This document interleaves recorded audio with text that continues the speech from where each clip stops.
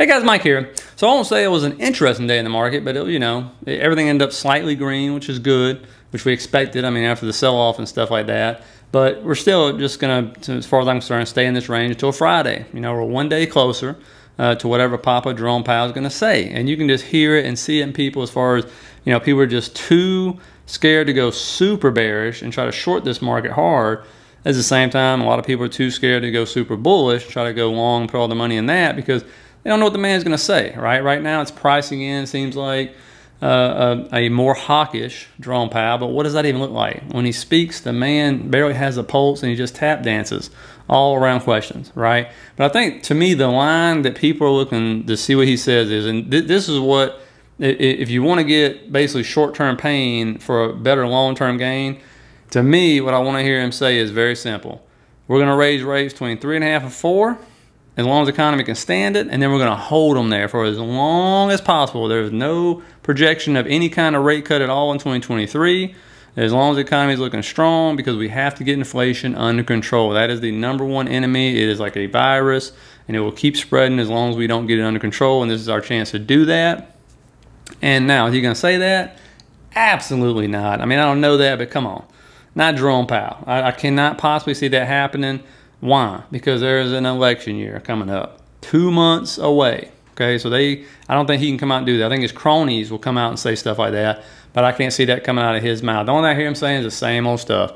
We're going to be data dependent, we're whatever. I don't think he'll say we're at neutral. I hope we don't say that, but if he says that, yeah, the market's going to take off, which would be good in a way and bad in a way, right? It's give and take here. It's good for the short term, but if they don't get inflation under control, long-term wise, not good. Not good at all.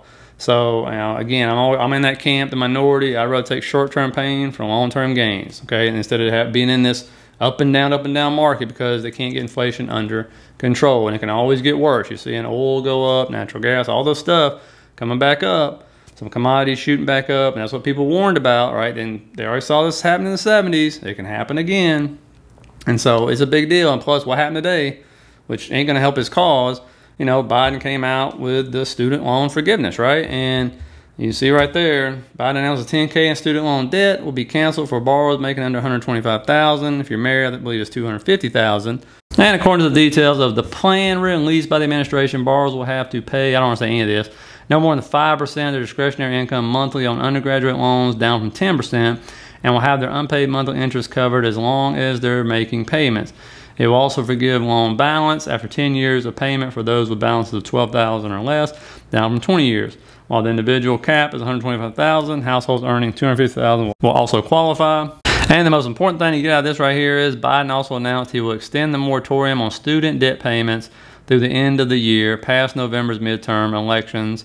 And so that's really the more bigger deal to get out of all this right here. And according to the April report from the Federal Reserve Bank of New York, the forgiveness of $10,000 per borrower would forgive a total of $321 billion of federal student loans, eliminate the entire balance of 11.8 million borrowers. And if you do qualify, I'm assuming you were dancing up a storm, and so were the Bulls today. And by the way, if you get anything out of this, please hit that like and subscribe button for me. I really appreciate it. And I knew as soon as I saw this, and I'm sure you did too, the markets are going to be green no matter what, even if they barely move. They were going to be green, right? And what really shocked me was I saw stocks like SoFi and other companies that deal in student loan refinancing going green, because that made no sense to me. Like, that's part of your business. You're not getting back the rest of this year. And plus, it forgives billions of dollars in loans of which you won't be able to partake in refinancing. So I didn't get that part at all, okay? So maybe somebody explain that to me. I didn't get it. Why any company dealing with that and losing business would be going up on that. But, the big part is, the takeaway is that, it makes the Fed's job harder, because what are they trying to do? It's simple. They're trying to get demand down, right? How do you do that? You get people laid off. You get people making less money, right? Less money in the economy means demand comes down. You have less money to spend. You can't buy as much stuff, right?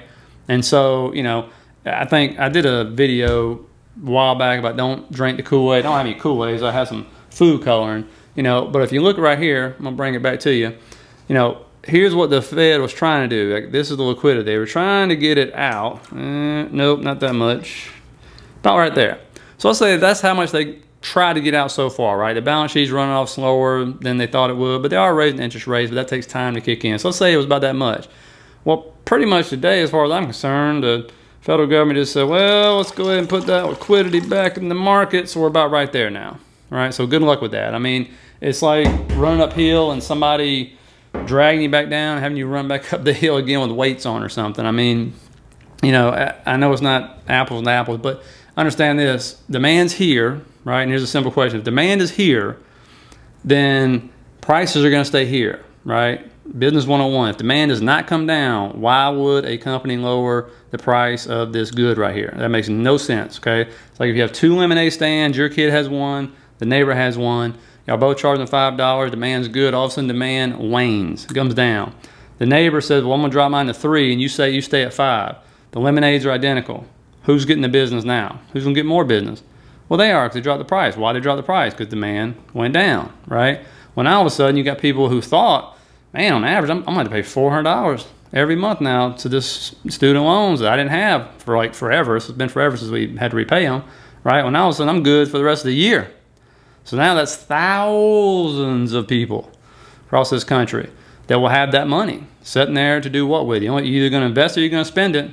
One of the two, right? So it's either going to drive Wall Street stock market up because you're buying stocks and ETF and everything else, or you're going to help drive some other company's stock up because you're buying their products. And they have no reason to try to lower the price of those products as long as demand is here. And that's what money's for, right? Without money, don't have demand. And so now all of a sudden you got that. And so you ask yourself that question. If all of a sudden those people who are going to start being $400, having $400 less in their bank accounts every month, have that money, and we're talking about thousands of people here. You know, I don't think it's millions, I think it's thousands. But, you know, is demand going to go up, stay the same, or go down? Well, here's what I do know. Why would it come down? It's not, right? So as long as that demand stays here, those people need products, those company needs employees, nobody's laying off because demand is still here. It's the way it is. That's why those stimulus checks that are still sitting in people's bank accounts supposedly are helping push this up. And so, yeah, it doesn't help things. Congratulations to the people that qualify, by the way. I got no hate for you. Do you get your money if you can, because I'm sure a lot of you have paid enough taxes and property tax and everything else if you got that degree to go work and stuff like that. So do your thing. I got no hate for you. You know, I wish I could qualify. My wife and I paid her student loans off. I paid my bachelor's and the social degree I had off. Still have an MBA, but I won't even qualify for it. So, you know, I don't want to guarantee that. But, you know, do what you got to do. I get it. And so it is what it is, you know. And, you know, but does it help the fight the Fed's trying to do here? Does it help fight inflation? No. No, as long as you put more money in people, they might as well just send out checks. Why not just send out checks again? You know, that's what some states are doing. So, yeah, I mean, it's like you got a bunch of water coming this way and the fires come this way, and they're trying to put things out, and it just not working. They're just canceling each other out, you know. And so that's where we're at on that part of it. And it's kind of sad, too, because really, you know, the money supply, when I look at this right here, the money supply, the M2 money supply, look how much it's fallen off a cliff. It was actually below, and I mean, it's still below as far as I know, the average of 7.16, so that's a good thing. That's how you actually help fight inflation. I mean, look at that spike there from 2020 to 2021 in February. That is amazing. Oh, my goodness. I mean, doesn't it just show you the stupidity of our government to let that happen? Just the stupidity of our government. And I got to say, on a side note here, I saw this last night, and I must be missing something about these companies, but when I saw what ARK Invest, you see what they did last night? They sold a total of 237,000 shares in the video. You got to add 6,000 to this because they sold 6,000 more, and ended up putting it into Zoom. Bought 713,000 shares of Zoom. Like, what am I missing? I know NVIDIA has their issues. I get it. But when I'm looking at the future of both those companies, like 10 years from now, supposedly, you know, ARK's all about 5 to 10-year windows. Like, which one do you think is going to be better off, NVIDIA or Zoom? Like, I'm just, I don't know. I'm obviously missing something when it comes to Zoom because, I mean, what was their growth? 6% year over year or something? And I know NVIDIA has problems right now. Of course, most semiconductor companies do. But, man, 10 years from now, I just can't imagine. I mean, NVIDIA is being talked about as like the next FANG stock, right? Will it be? I don't know. And again, I know they got their problems. I don't own either stock, but I'm definitely eyeballing NVIDIA pretty heavy. But I sure ain't eyeballing Zoom. I mean, they had their heyday when everything went under. But, and again, maybe they'll try to be something big. But I don't know. That was a head scratcher for me to sell NVIDIA to go into Zoom. Yeah, I don't understand that. Let me know in the comments what I am missing on that. I've not done a deep dive into Zoom in like over a year, even looked at it. So maybe they changed their business structure to be, you know, to make it worth buying 713,000 shares. But Yeah, I've definitely done deep dives in NVIDIA, and I'm like, wow, this is a pretty bright future for that company. We just got to get past this short time frame here, at least another year probably, you know, with supply buildups, things like that. So we'll see. I mean, that's kind of where we're at. But yeah, I mean, when it comes to the market, look, it's all about Friday, guys. That's where we're at. You know, if any of the big news comes out, I'll let you know. Let me know what you think about the student loan forgiveness thing. If you're upset about it, what do you think it's going to do? Do you think it's going to hurt the Fed's, you know, efforts to try to fight inflation? And also, how aggressive do you think Jerome Powell is going to be on Friday? You know, let's discuss that for the next 24 hours. So anyway, shorter video than usual, but I'll end up seeing you guys tomorrow.